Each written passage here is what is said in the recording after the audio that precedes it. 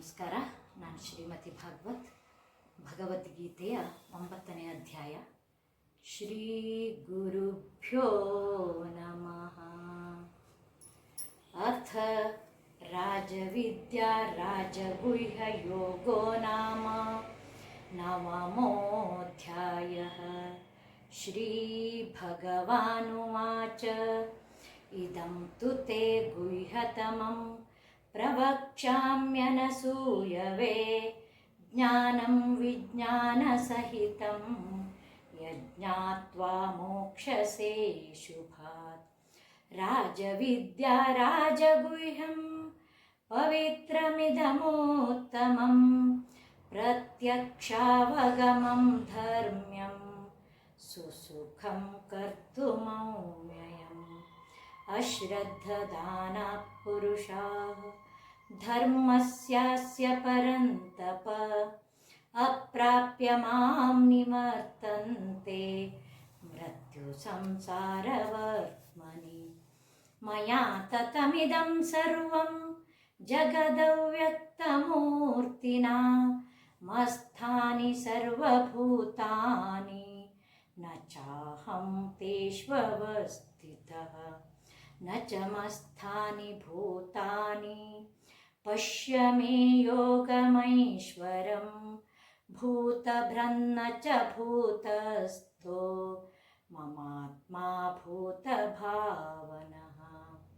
ಯಥಾಕಾಶಸ್ಥಿತೋ ನಿತ್ಯಂ ವಾಯು ಸರ್ವತ್ರ ಗೋ ಮಹಾನ್ ತಥಾ ಸರ್ವಾಣಿ ಭೂತಾನಿ ಮಸ್ಥಾನಿತ್ಯುಪಧಾರಯ. ಸರ್ವಭೂತಾನಿ ಕೌಂತೆಯ ಪ್ರಕೃತಿಂ ಯಾಂತಿ ಮಾಮಿಕಾಂ ಕಲ್ಪಕ್ಷಯೇ ಪುನಸ್ತಾನಿ ಕಲ್ಪಾದೌ ವಿಸೃಜಾಮ್ಯಹಂ. ಪ್ರಕೃತಿಂ ಸ್ವಾಮವಷ್ಟಭ್ಯ ವಿಸೃಜಾಮಿ ಪುನಃ ಪುನಃ ಭೂತಗ್ರಾಮಮಿಮಂ ಕೃತ್ಸ್ನಂ ಅವಶಂ ಪ್ರಕೃತೇರ್ವಶಾತ್. ನ ಚ ಮಾಂ ತಾನಿ ಕರ್ಮಾಣಿ ನಿಬಧ್ನಂತಿ ಧನಂಜಯ. ಉದಾಸೀನವದಾಸೀನಂ ಅಸಕ್ತಂ ತೇಷು ಕರ್ಮಸು. ಮಯಾಧ್ಯಕ್ಷೇಣ ಪ್ರಕೃತಿಃ ಸೂಯತೆ ಸಚರಾಚರಂ. ಹೇತುನಾನೇನ ಕೌಂತೆಯ ಜಗದ್ವಿಪರಿವರ್ತತೆ. ಅವಜಾನಂತಿ ಮಾಂ ಮೂಢಾ ಮಾನುಷೀಂ ತನುಮಾಶ್ರಿತಂ ಪರಂ ಭಾವಮಜಾನಂತೋ ಮಮ ಭೂತಮಹೇಶ್ವರಂ.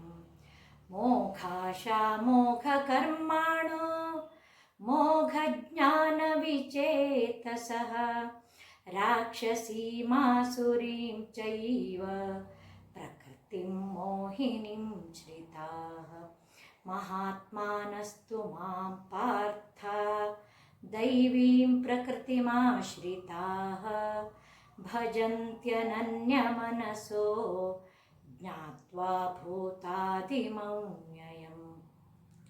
ಸತತಂ ಕೀರ್ತಯಂತೋ ಮಾಂ ಯತಂತಶ್ಚ ದೃಢವ್ರತಾಃ ನಮಸ್ಯಂತಶ್ಚ ಮಾಂ ಭಕ್ತ್ಯಾ ನಿತ್ಯಯುಕ್ತ ಉಪಾಸತೆ.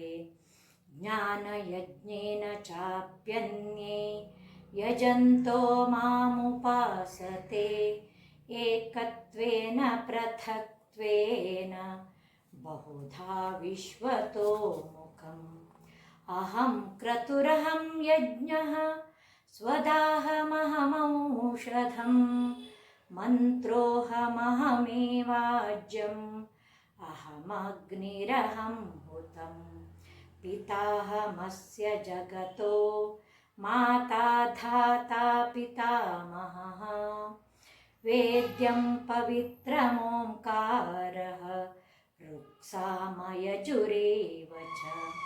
ಗತಿರ್ಭರ್ತಾ ಪ್ರಭುಃ ಸಾಕ್ಷಿ ನಿವಾಸಃ ಶರಣಂ ಸುರತ್. ಪ್ರಭವ ಪ್ರಲಯಸ್ಥಾನಂ ನಿಧಾನಂ ಬೀಜಮವ್ಯಯಂ.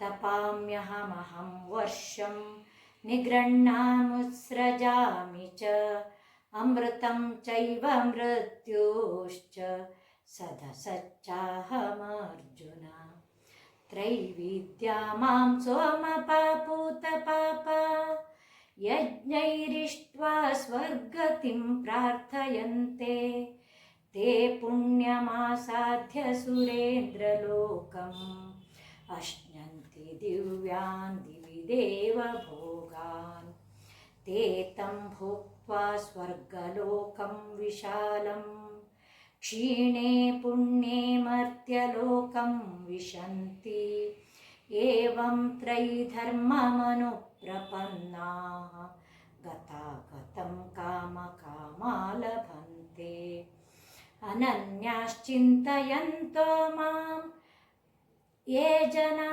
पर्युपासते तेषां नित्याभियुक्तानां योगक्षेमं वहाम्यहम् येऽप्यन्यदेवता भक्ताः यजन्ते श्रद्धयान्विताः तेऽपि मामेव कौन्तेय यजन्त्यविधिपूर्वकम् अहं हि सर्वयज्ञानां भोक्ता च प्रभुरेव च न तु मामभिजानन्ति तत्त्वेनातश्च वन्ति ते यान्ति देवव्रता देवान् पितॄन्यान्ति पितृव्रताः भूतानि यान्ति भूतेजाः यान्ति मद्याजिनोऽपि माम् पत्रं पुष्पं फलं तोयं यो मे भक्त्या प्रयच्छति तदहं भक्त्युपरतम् अश्नामि प्रयतात्मनः यत्करोषि यदश्नासि यज्जुहोषि ददासि यत्तपस्यसि कौन्तेय तत्कुरुष्व मदर्पणम् शुभाशुभफलैरेवं मोक्षसे कर्मबन्धनैः सन्न्यासयोगयुक्तात्मा विमुक्तो मामुपैष्यसि समोऽहं सर्वभूतेषु न मे द्वेषोऽस्ति न प्रियः ये भजन्ति तु मां भक्त्या मयि ते तेषु चाप्यहम् अपि चेत् सुदुराचारो भजते मामनन्यभाक् साधुरेव समन्तव्यः सम्यग् व्यवसितो हि सः क्षिप्रं भवति धर्मात्मा शश्वच्छान्तिं निगच्छति कौन्तेय प्रतिजानीहि न मे भक्तः प्रणश्यति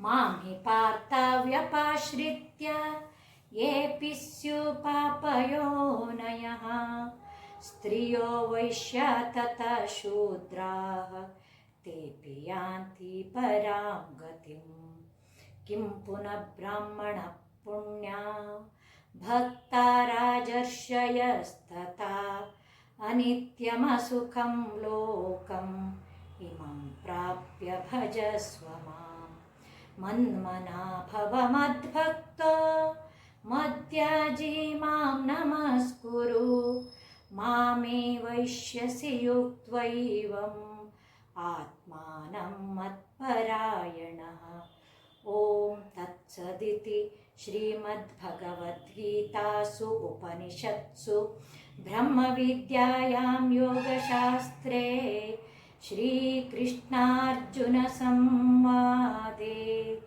राजविद्या राजगुह्ययोगो नाम नवमोऽध्यायः। श्रीकृष्णार्पणमस्तु।